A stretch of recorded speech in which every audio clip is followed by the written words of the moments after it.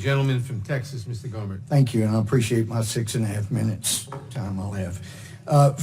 First of all, I know it's difficult these days because schools teach to the federally mandated tests, so they don't include civics. But anyway, and I know surveys have shown that more college students and recent college graduates can identify the Three Stooges more so than they can identify the three branches of government. But let me help in that regard. When the President of the United States tells the Attorney General that he is going to waive executive privilege with regard to things that he has used his White House counsel for and have met with him and shared things with, that does not waive the executive privilege outside the executive branch. Because, see, we're a legislative branch, one of those three, and so the executive privilege can be contained within the executive branch without waiving it to another branch.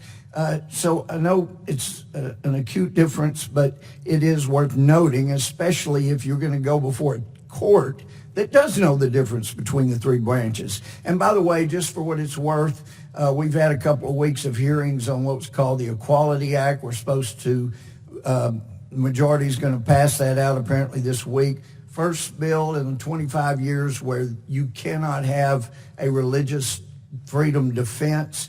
So if you, for example, advise a synagogue, you may want to tell them that if they refuse to hire a biological woman who says she's a man and wants to be their rabbi, they're looking at a lawsuit and they cannot claim religious freedom in doing so. There's a lot of changes coming if that bill becomes law. So just a heads up on that. Now, we're living in a time right now that history is going to document. I don't know how much more this little experiment self-government is going to go, but history will document what is now coming out.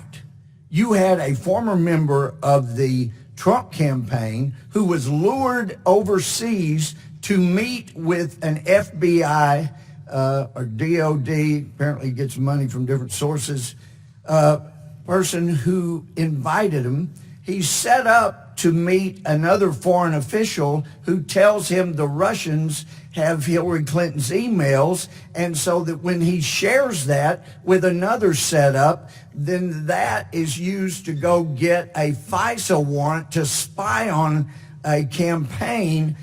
We are in a historic area, and what we're seeing in this committee as, and I know this was with regard to a different thing, but Professor Turley's word, flailing, this committee is flailing after the gates opened and the evidence has started coming out. Now, I have seen the chairman react when he feels like things are going unfairly and he forgets some of the rules and misapplies some of the rules. And I get the impression if this chairman had been set up the way the Trump administration and the Trump campaign were by an intel community abuse, a FISA court abuse, a DOJ FBI abuse, then I have a feeling that this chairman would be reacting far more in the flailing area than the Trump administration has been acting.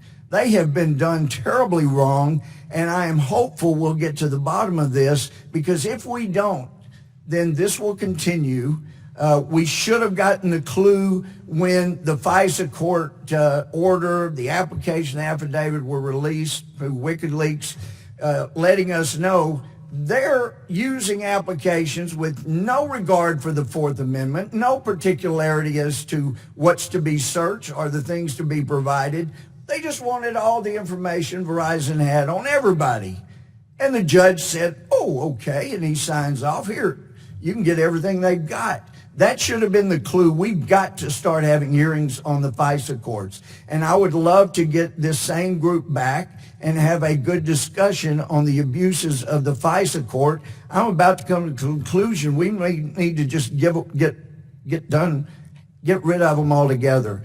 they have become so abusive, and the fact that no FISA court has reacted violently to having a fraud committed on the court raises the issue of perhaps if we had a FISA judge or more who were part of this scam to take down a duly elected president.